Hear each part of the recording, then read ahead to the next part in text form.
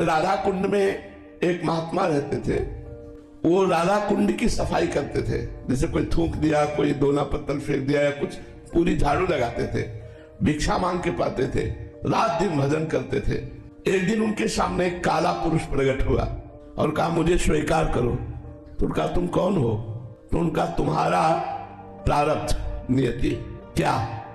12 वर्ष का गलित कुष्ठ। भजनानंदी थे, सबके सामने नहीं होता, सबके सामने प्रारब्ध नहीं आता कि मुझे स्वीकार करो।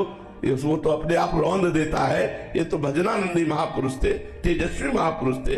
उन्होंने कहा, 12 वर्ष का हमारे पास समय नहीं है कि मैं 12 वर्ष कुष्ठ को लाद के बैठूं। राधा कुंड की सेवा है, संतों की सेवा है, हमारा नियम है।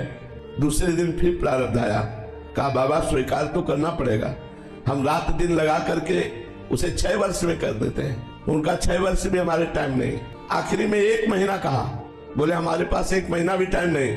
तो उसने कहा, 24 घंटे तो भोगना ही पड़ेगा। बोले, स्वीकार है। 12 वर्ष का गलित कुष्ठ 24 घंटे में।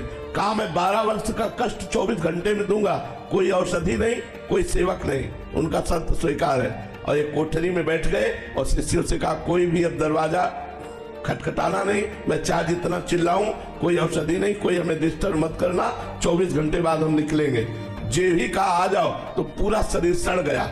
चिल्लाते रहे, राधा राधा राधा राधा राधा राधा। 24 घंटे के बाद अपने आप गलित कुष्ठ खत्म हुआ और वो स्वर्ण जैसे चमकते हुए बाहर निकल आए। तो ये भजन के प्रताप कि 12 वर्ष का गलित कुष्ठ उनका 24 घंटे में कट गया, लेकिन भोगना पड़ा। अवश्य में भोक्तव्यम कृतं कर्म शुभाशुभम्।